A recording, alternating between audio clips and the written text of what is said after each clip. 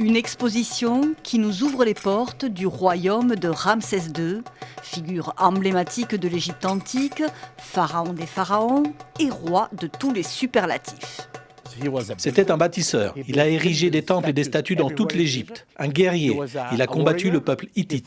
Un homme de paix aussi. C'est lui qui est à l'origine du premier traité de paix connu au monde avec les Hittites. Il a fait 110 enfants. Voilà pourquoi Ramsès II est le roi des rois.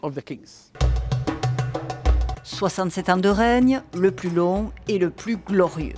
L'exposition retrace ses batailles, ses conquêtes et son héritage colossal, dont les fameux temples d'Abou Simbel.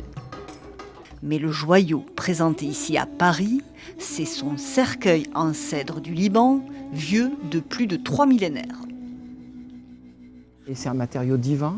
Quand Osiris a été noyé par Seth, il a dérivé dans le Nil, il a atterri à Byblos, et un cèdre a poussé autour de son corps pour le protéger. Et donc, un cercueil en cèdre suscite la présence d'Osiris à l'intérieur. Une œuvre sacrée qui n'a reçu le corps du pharaon que vers 1090 avant Jésus-Christ, plus d'un siècle après sa mort, suite au pillage de sa tombe dans la vallée des rois. Et comment on le sait? Parce qu'on a mis les cartouches de Ramsès ici, et on a les procès-verbaux des différentes pérégrinations. Un précieux cercueil qui ne sort que très rarement d'Égypte et que seule la France a le privilège d'accueillir dans cette exposition itinérante. Parce que quand la momie de Ramsès II est venue à Paris pour la première fois,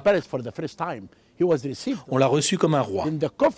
Ce cercueil est un geste de remerciement de l'Égypte à la France.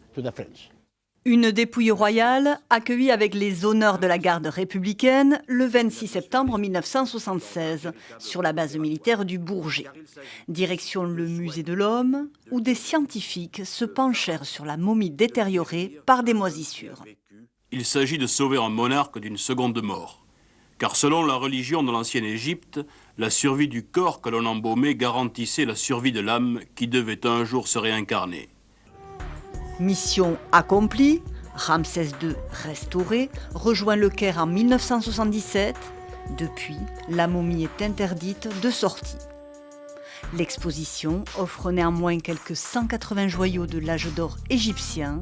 Certains font le voyage pour la première fois, comme le splendide cercueil de Sénéjem, chef des artisans royaux, surnommé le Léonard de Vinci égyptien, qui a réalisé les tombes de Ramsès II et de son père, Séti Ier.